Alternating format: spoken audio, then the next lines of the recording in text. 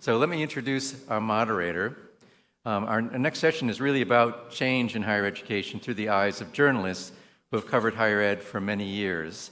The discussion will focus on what they've seen, why this moment in time may be different, and how we can bring about the kind of change that higher ed needs to fulfill its mission and promise.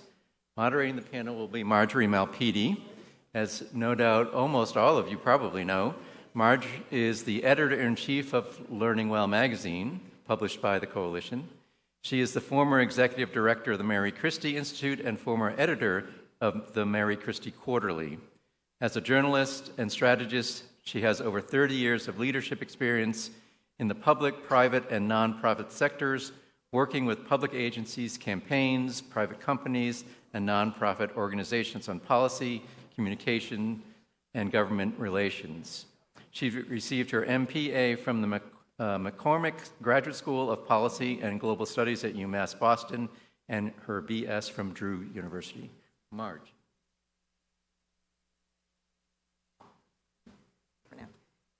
Hello, everyone. Thank you so much, Keith, for that introduction. My name is Marge Malpede. You guys probably recognize my name coming through your inbox every Tuesday with the Learning Well magazine newsletter that brings you to our site. Just wanted to say how grateful we are for all of you for contributing to Learning Well and for reading Learning Well. We're a growing learning community, so I give my standard pitch every time. Please make sure to reach out when you have a new idea or a news or just anything you'd like to share with this community and, again, the thousands of people who join us online. So, again, I'm very grateful. So I'm very excited about today's panel. As Keith said, there's a lot to talk about in terms of change in higher education, and we're so pleased today that we have with us three important voices in higher education. Journalists. Each has covered higher education for several years. Each has witnessed change and challenges within the sector, and each has done their job as journalists to hold education accountable. I just listened to a great podcast. It was Doug's Farewell. I'll introduce him in a minute, but one of the phrases I'll steal from Doug is the higher education press's role in not just keeping higher ed accountable, but in pushing higher ed to be better. So before we sit down, gentlemen, I would like to introduce each of you.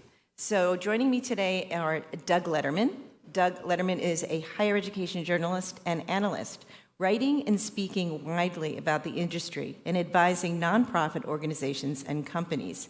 I think everyone in this room probably knows him as the editor and co-founder of Inside Higher Ed. He was in that role from 2004 to 2024, where he helped lead the news organization's editorial operations and business strategy.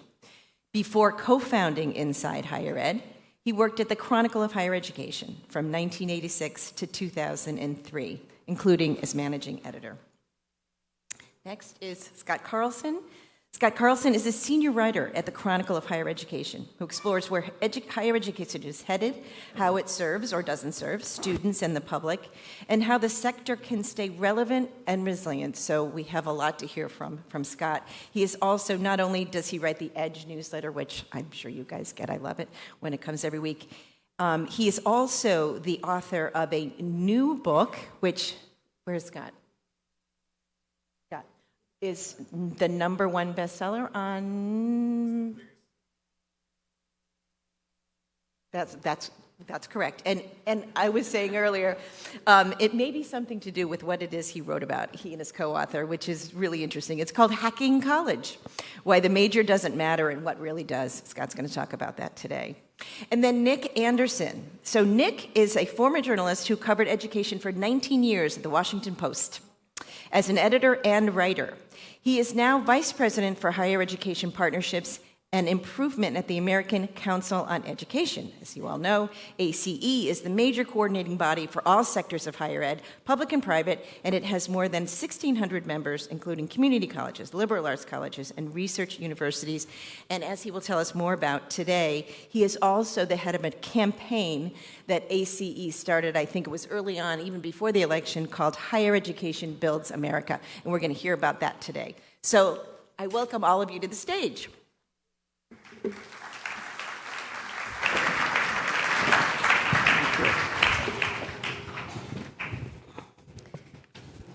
Can you all hear me okay? It's so funny that this thing actually works. Even though it's a little magic that way. So we're going to get right into it. If I don't cut you off. And when Doug is all set, then we're going to get right into it. First of all, thank you so much for coming today. You probably heard there's been many of these stories, but I think the first two here sitting here, Scott, you were okay in terms of your travel. Yeah. These two had a Herculean task getting here, so we even more appreciate their time and comments here today. So today's discussion focuses on change in higher education against a backdrop of low public confidence and an aggressive change agenda from policymakers at both the federal and state level. I think, as we've heard many times in the past, a little bit of time today and last night, I think for many of you in this room, this change can look like it's coming in the form of your houses lighting on fire.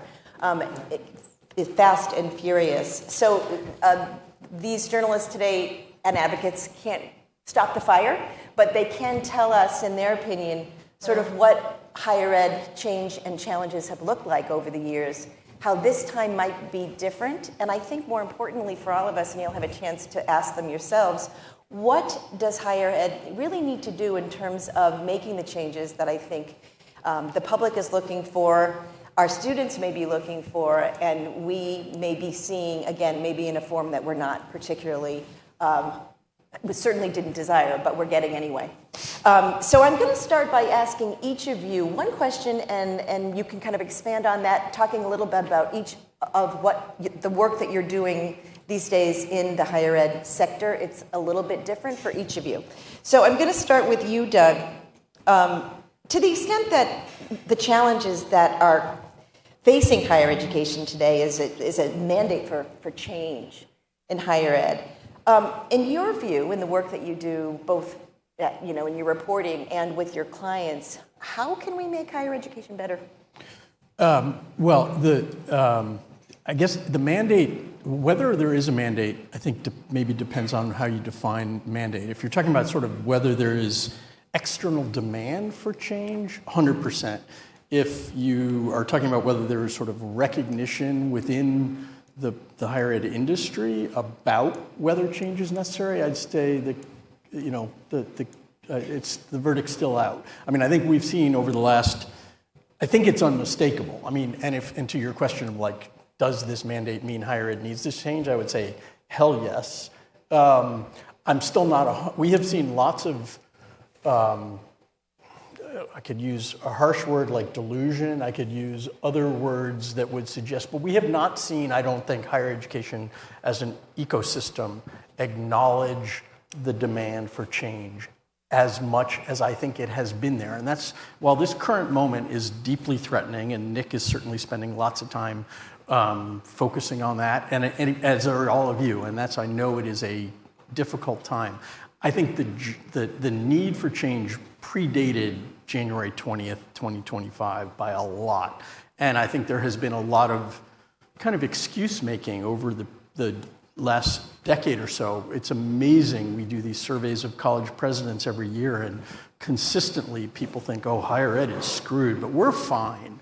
And that is really the ability for institutions to sort of not see themselves as vulnerable, I think has been striking. And I think part of it is that they really haven't, and I hate saying it, but haven't felt enough pain from, and I think that those days are gone. And so I think right now it is very hard, unless you're one of maybe 100 schools, maybe to not believe that you need to make serious change to respond, not just to the Trump moment, because while I know it's occupying everybody's time and there's important work to be done to counter certain untruths and play defense, I think the work that needs to be done has been the same for the last 5, 10, 15 years. And I think the critiques are getting louder. They're coming from a more diverse set of people.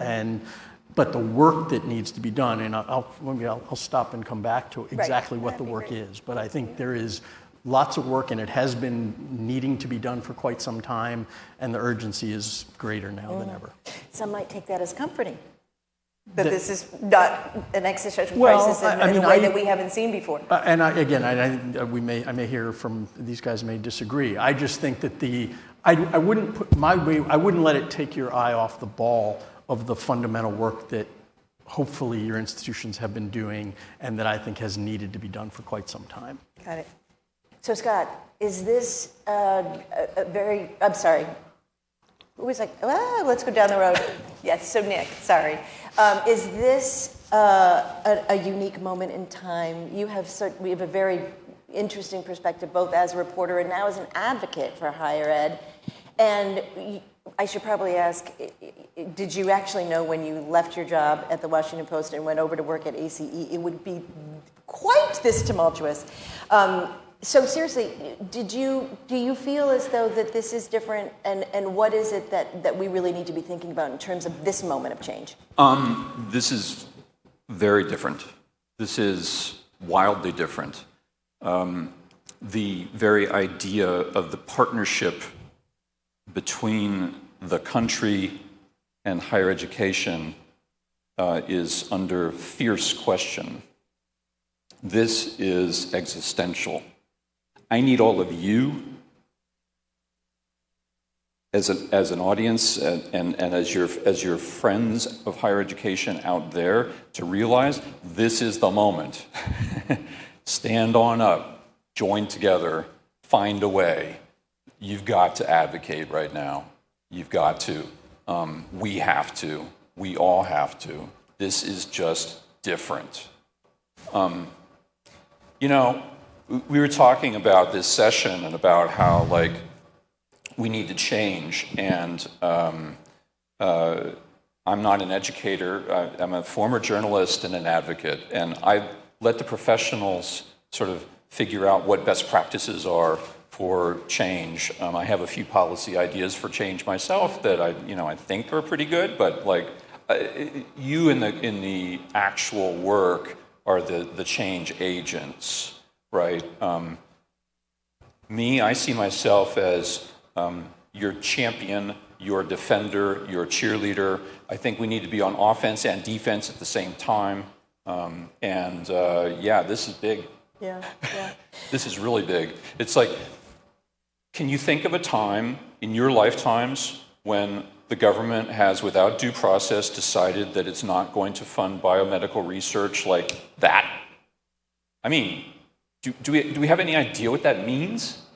Without due process, the government is going to withhold hundreds of millions of dollars from a university of its choosing just because it has a question about its policies or some episodes that happened on its campus. Without due process, the government might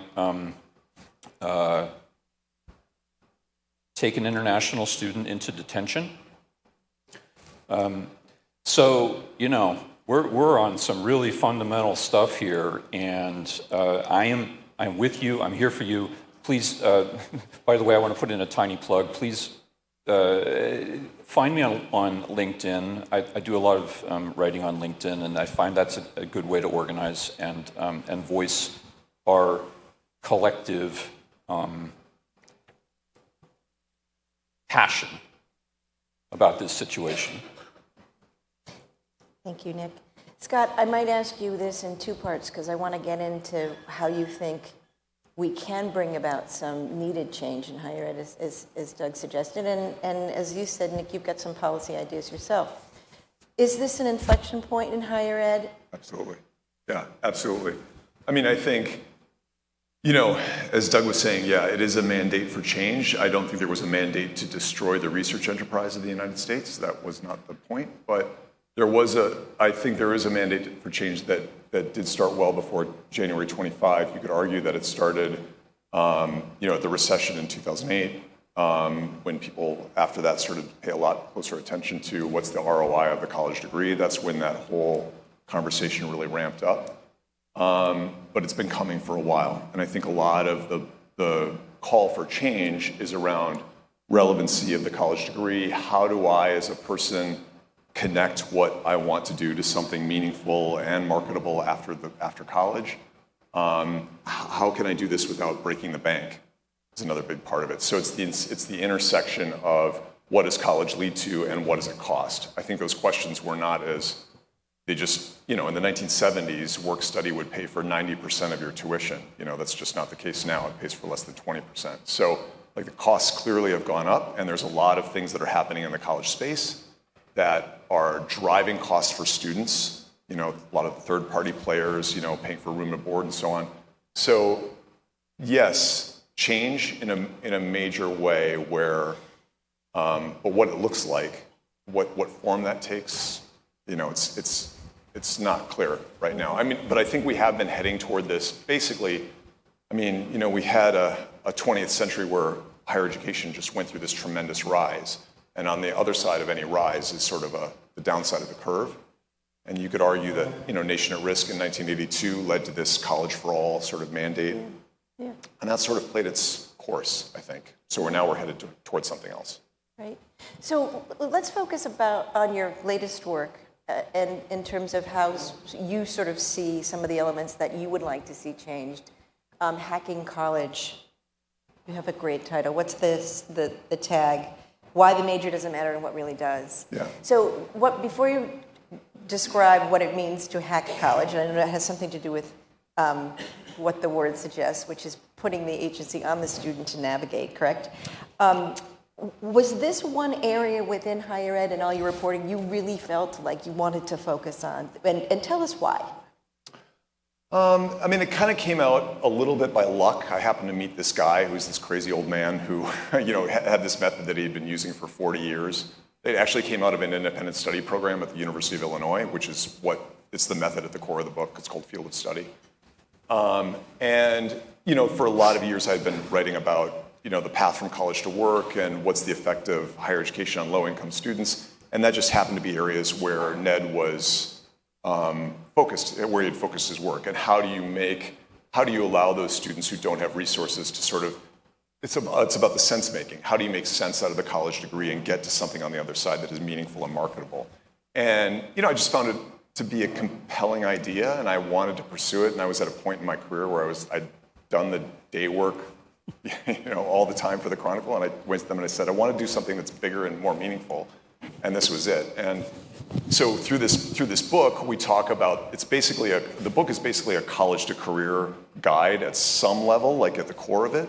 But it's really more about what does the college degree really mean? What is the college experience really all about? And how do students navigate that poorly and graduate with what we call empty college degrees? And basically the empty college degree, and this is why it's called Why the Major Doesn't Matter and What Really Does, is that the empty college degree comes from the notion that the students use the major as the sole guiding principle for what to do in college.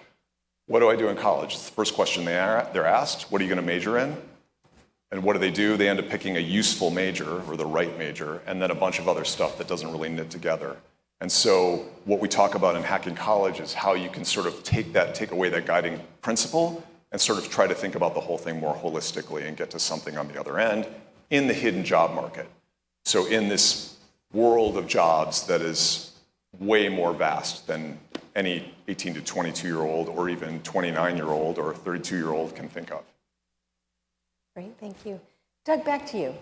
So you have had many, many years covering higher ed, and you have seen, again, I think with your mission to improve it, what can be improved and how. Can you talk a little bit about how you advise your clients now? Sure. Well, to me, Scott did a good job listing sort of what I think are the major critiques that, again, I think have been unfolding over quite some time. And there's no question, and just to be clear, higher ed has not seen an organized effort to damage and destroy it like this administration is doing. But I think what this administration is doing in higher ed, like in lots of other areas, is tapping into existing sentiment. I'm not going to get political, but and taking advantage of it to do stuff that that it wants to do. So I don't want to minimize the potential damage to higher ed. My main point was just that this has been a long time coming, and that I'm reasonably confident higher ed is going to survive this, and that the work that needs to be done is that underlying work. And what that underlying work is responding to the critiques that have been emerging, and they are around politicization, which I actually think is the least cogent and the least important of the critiques. It's fueling the Trump administration's work, the sort of idea that students are getting inculcated in becoming out, going in farm boys and coming out Marxists. But, that's not really, I don't believe that very much, and I don't think that's really a fundamental problem. I think the sort of affordability and value questions are real. The preparation and sort of relevance of the degree and whether people are coming out ready for for work right out of the gate is real. These are related. And then the last is the access and equity thing. And obviously, a lot of people in higher ed would say, well, we've been working on access and equity for a long time, and maybe now you're telling us we can't. Yes, but I think there's been sometimes an overly narrow definition of what access and equity higher ed cares about, and there are people out there who do not feel that they have been invited into the tent. And so those are real cogent critiques. And to me, the work that needs to be done is around more students, including some of the students who we haven't let into the veterans and rural white men, and frankly, the 40 million people with some college and no degree that too many of your institutions still don't focus on, and focus on the 18 to 22-year-olds who matter a lot, but there is enormous work to be done on sort of truly making higher ed sort of broadly accessible and equitable, which is going to be harder because we're not allowed to use some of those words anymore. And then the last piece, and this is probably the most important, is higher ed needs to get better at ensuring that students come out with what they need and proving it. And that last piece is probably the piece where I think we've been, as an ecosystem and an industry, have been least effective, is in actually proving the case, not just saying the case. And I can talk a little bit more about that later. We'll come back to that. Could I jump in? Please do. Yeah, I'd like to say I agree with just about everything in Doug's diagnosis here of the underlying problem set. That underlying problem set has been around for a couple of decades at least, and it's been creeping up on us, and now we're paying the piper in some sense, right, because of our vulnerability on these issues. My question is, when we face existential attacks, do we defend ourselves from those attacks while also at the same time sort of dealing with these very real issues? And we kind of need to do both. Totally agree. But when we're asked to reform in like 2 weeks, that's not serious, right? When we're asked to reform in 2 days, that's not serious. It's the work of reform is hard, it's ongoing, it's necessary. And it takes long time. Yes, and it's nuanced. And oh, by the way, the government's capacity to measure improvement in higher education and the K-12 system is in the process of being gutted too. So that's another issue about the data in higher ed. I want to say, like, this diagnosis is real. And I would add to the diagnosis a couple of little things that I think are, not little, but they're important. Like, we don't recognize in this country enough that, like, transfer students are a thing, and like their process for like moving from one institution to another needs to be as humane and seamless and cost effective as possible, right? And we should get on that, right? We don't recognize in this country that elitism and the perception of elitism in higher education is a thing, and that I know all these institutions that are here represented by you. You're not. I haven't heard a single sniff of elitism in what you're saying here. You're very grounded in the human, but the public perception of elitism has to be dealt with, and The only way to deal with it, in my view, is to just show your bona fides about how hard you're going after, the students who are non-traditional students, and making sure that they succeed. The battle against elitism is real, and we need to engage it so that we will reap some political benefit from that after we look ourselves in the mirror and acknowledge that it's there for a reason. I think that message will resonate very well with this audience. So Scott, we're talking about change in higher ed, and I think we'll probably all agree that change internally, perhaps prompted from the external forces, is a good thing. There's what we've talked about, opening up. Both Doug and Nick have talked about opening up, sort of this idea that education is only for a selected few. You write about that in your book. But we also, I think, in this room are looking for, which is why we're all here, some practical changes. I think some ideological and practical changes within higher ed that really have to happen. That, to Doug's point, have been talked about for many, many years, but really just don't seem to take root. Talk a little bit about that, if you would. Like what would cause those changes to happen, or what's? Sorry. Let me ask that again, because I've taken this directly from your book too. You have obviously commented and covered everything from the value of higher ed to the expansion of access and all that. Mm-hmm. And in your book, you talk very specifically about not serving students well in one particular area, and you talk about advising.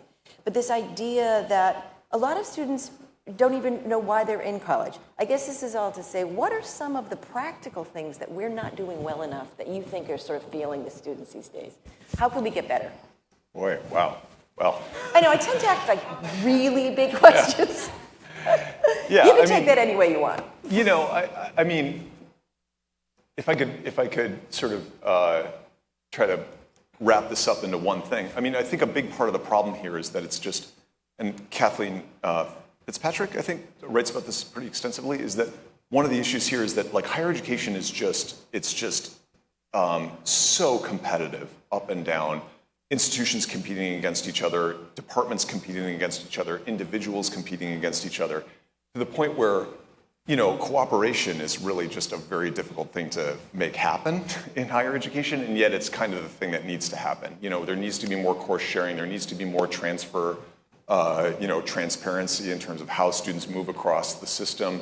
I mean, all of these things are going to happen. And I think most definitely, I mean, if we're talking about a hacking college frame, I mean, it's about how do you engage the student and not just sort of stick them into a slot that you think is going to graduate them, but how do you help them engage with the process and consciously make decisions about how they build it's what the life design people are talking about. It's what a lot of people here have been talking about. How do they have agency and sense making in creating the college degree? I mean, that's sort of and with a connection to something on the outside, right? Mm-hmm. So often, higher education is just so insular and not talking to the outside.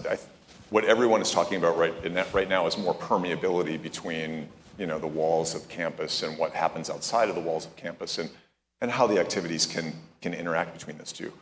I think one of the things I wanted to bring up as these two guys were talking was, I think at the same time too, so there's competition, there's getting out of your own way, there's sort of making the walls more permeable, there's like more interaction that needs to happen between institutions and people who work within institutions. You wouldn't believe how many times we talk to people at institutions that just never encounter anything off campus or are not engaged with stuff off campus.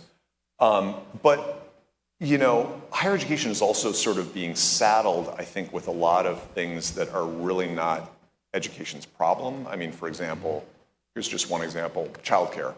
So they talk a lot, like I go to a lot of conferences where we're talking about, well, how do we help adult students? How do we figure out how they can get through the program? And one of the big sticking points is, of course, not only job, transportation, all of these other things, but childcare.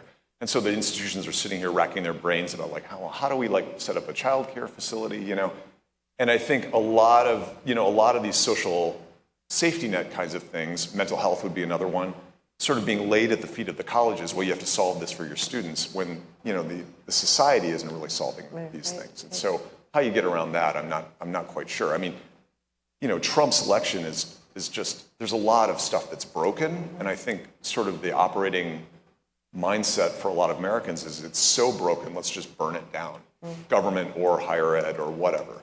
And of course, that's a worse option, but I think that's sort of the natural tendency that people have right now. It's what's driving a lot of it. What does Doug Letterman think of that? I think burning it down would be really bad. Yeah. I know that's a hot take, but I guess I'm really glad Scott mentioned sort of cross-institutional collaboration. I mean, I think one of the reasons we're in the situation we're in is that this ecosystem, and I very purposefully try never to call higher education a system because it isn't one. A system operates interdependently, and there's sort of some organizing principles and usually some organizing structures, and that's not what this ecosystem of 3,000, 4,000, depending on how you count, colleges operates. And the problem with that is that getting any kind of systemic change in a non-system is difficult, if not impossible. And we're at the moment where systemic change would be really helpful about now. And so, and the alternative all too often has been really pockets of innovation. And there's plenty of innovation. I'm not one of those people who thinks higher ed doesn't innovate. It's just either institution by institution or even more granular levels than that. And as a result, it's very hard to look at this collection and say, oh, yes, I see progress, I see movement, I see innovation, I see. And so I think, and I think it's very difficult to get true system level innovation. So, I mean, the next sort of phase of my work is going to be focused on trying to get sort of cohorts of institutions to operate together, because you know, all the work that you're doing and, you know, looking at all those posters out there, those are all, you know, I didn't scan every one and I haven't seen the results, which is sort of something I'm focused on in terms of really trying to come up with proof of efficacy of lots of things. But each of those is probably, and I'm sure things in each of those are borrowed from somebody else, but think how much, I mean, I guess I don't think we've done a great job of sort of bringing the underlying element of sort of how higher education works, the scientific methods, study, examination, to how we operate the campuses. And a lot more laboratories where things were tried and then scaled by lots of people doing them once they work just doesn't happen nearly enough. And so I'm going to be, you know, again, focusing my work on sort of trying to, in different realms, on getting cohorts of institutions together to at least try and like jumpstart that a little bit. Not that I'm going to, I mean, there's lots of that happening, but not nearly enough. So, I mean, to build on this, like the process of cohort building, of coalition building, it's in your name, coalition, right, is a powerful concept. I was so thrilled to hear at the beginning of the talk this morning that you have a Saddleback Community College joining your coalition. I mean, community colleges people, like, we need them, right? But for all kinds of reasons, and not the least of which is that they have political potency that is very, very important. And so if we build our muscles as coalitions, and I don't suggest that there should be one coalition, there need to be multiple coalitions sort of moving generally in the same direction. If we build our muscles as coalitions for, shall we say, defensive purposes, which ACE is doing with a variety of groups on the national level, AAU and APLU and a bunch of other groups. If we build those muscles for that purpose, then we can also build, we can use those muscles. They'll be fast twitch muscles, and we can use them for offensive purposes as well. And like when I say that we have a campaign called Higher Ed Builds America, what I'm trying to do is educate policymakers, primarily policymakers and also the public, but primarily policymakers, that, hey, man, we are this ecosystem. We are this world-beating like collection of unbelievably diverse institutions that covers the whole sphere of teaching and knowledge and research in an amazing way. And it builds the country and it builds so many things. And why would you want to mess with that? Why not fortify it? Right. So once you get those coalitions together, then you can also do the work of reform, right?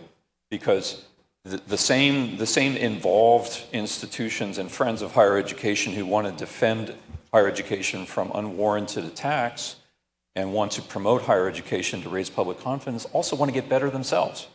You know, Well, certainly in this room. Yeah. That's so true.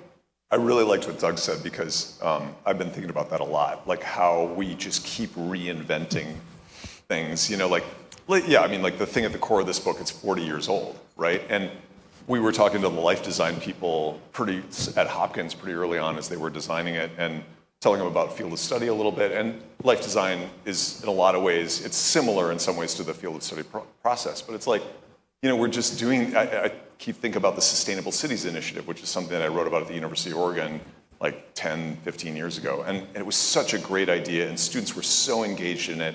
And I don't know where it is now. Like, it was just championed by some faculty, and then now it just kind of disappears when they move on. Same thing, like, a president will come in, he'll champion some program, and then he'll move on 6 years later, and then it just kind of dies. And yeah, we don't really, I don't know. We stick with don't it. build on things as much as, and again, it's a diffuse ecosystem. So it's sort of like it's a feature, not a bug, kind of this.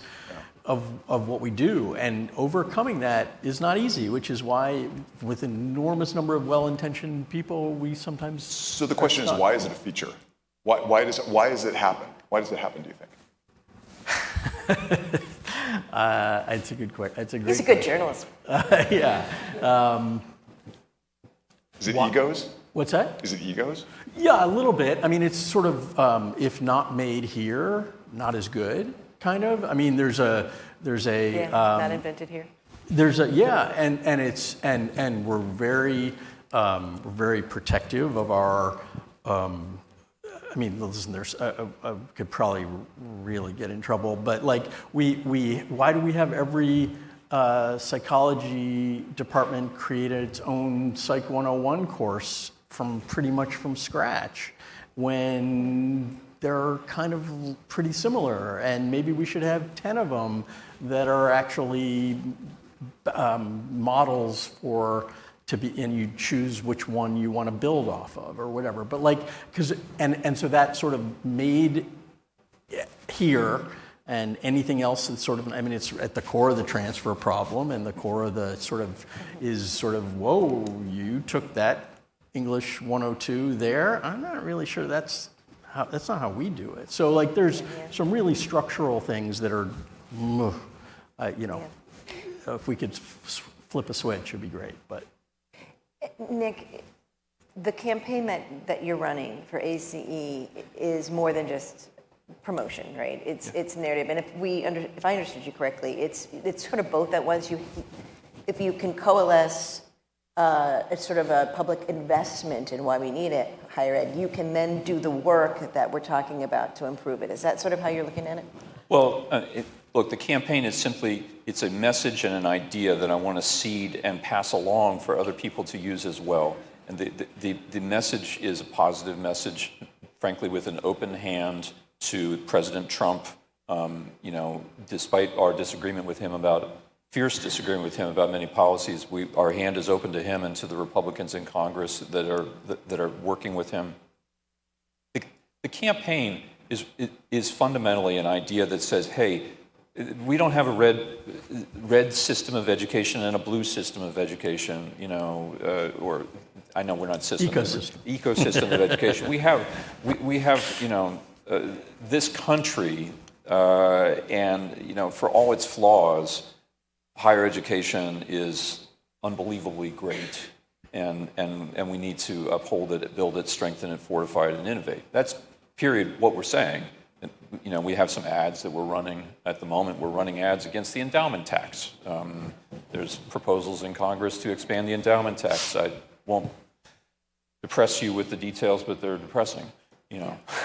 So what the big picture though is I think we all at this moment need to rally a little bit and have a little bit of confidence that yes, we are doing important work. It's good work. It's valuable work. And frankly, you know, I don't think the public is as down on higher education as necessarily we think, right? I know that sounds a little counterintuitive maybe given not personally for all the other things your we've been family. saying, but hear me out. Like,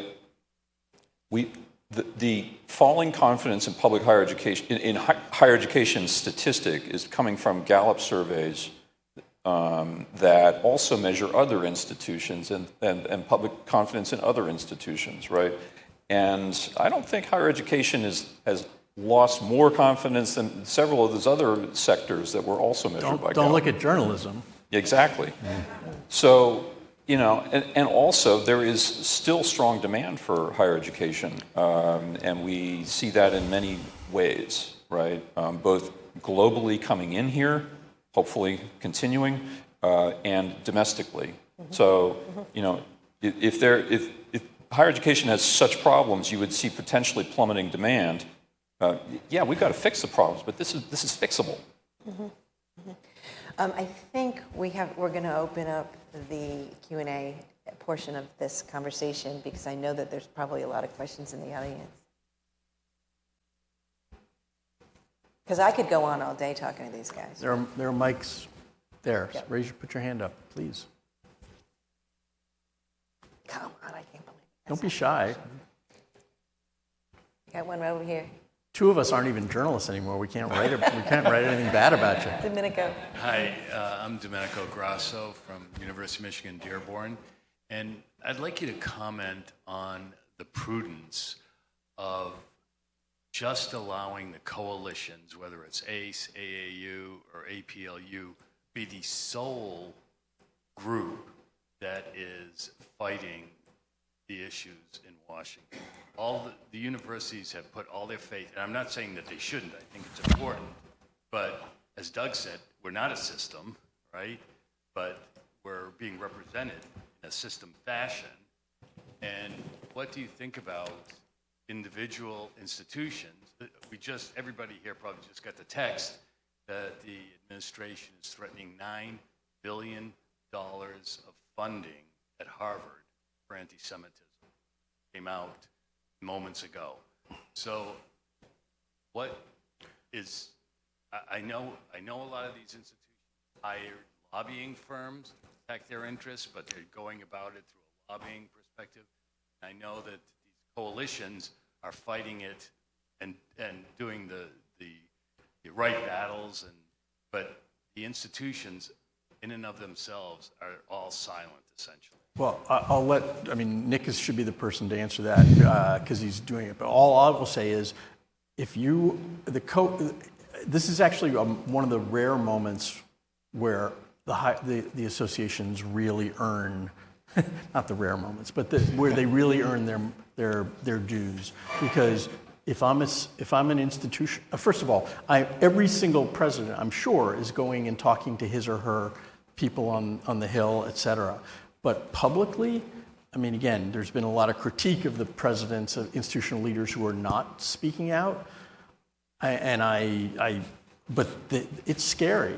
And so I'm not surprised, and I think this is a moment to sort of let the associations kind of lead. The problem is, the fundamental problem is that higher ed has lost, Nick's 100% right, institutions have lost, people have lost belief in institutions to some extent, not just higher ed.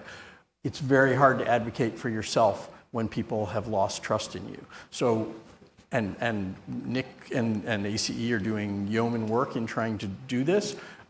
Where's the business community coming out and advocating on behalf of higher ed? Where's the Chamber of Commerce? In some ways, you're better off in this moment having other people make your case for you. Now, not that so anyway.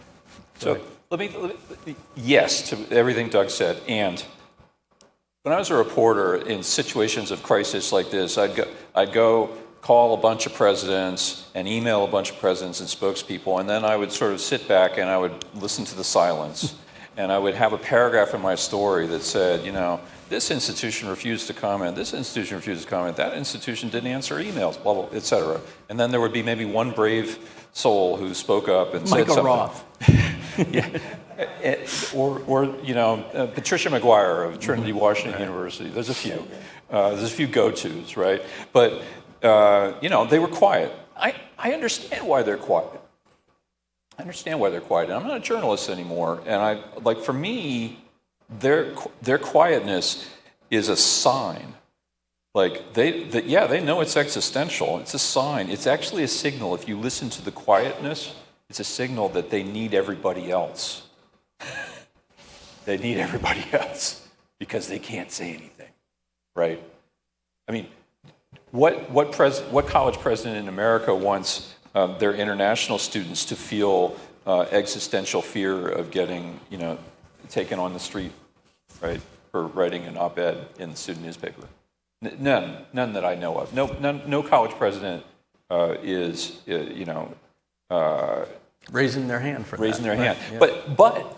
But this is a moment where I feel like we need to call in our chits with all of the business and regional leaders that we know who are connected to our boards of trustees and say, hey, could you do something? Anything. How about a public statement, an op-ed, and anything, that expresses to whatever degree possible your comfort and support for the workforce development program that is powered by your regional universities and the economic benefit that comes from the college town redevelopment that your local college did, et cetera, et cetera.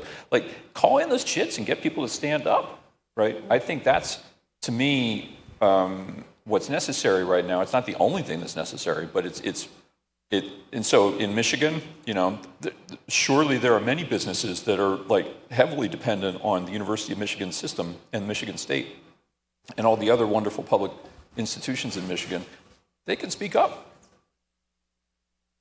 Scott, I wonder if you are a working journalist, so you have a different perspective maybe than So these far. guys. Yep. I don't know if you have any comment there.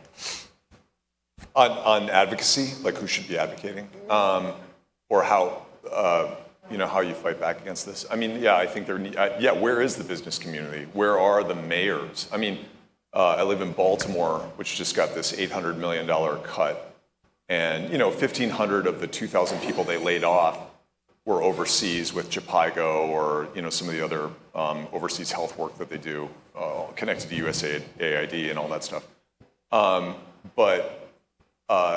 Clearly that's going to, I talked to people at Hopkins and they're like, yeah, but the budget is going to tighten, and in order to give some people here raises, 2 years down the line, I know that I'm going to have to lose 2 positions out of this office.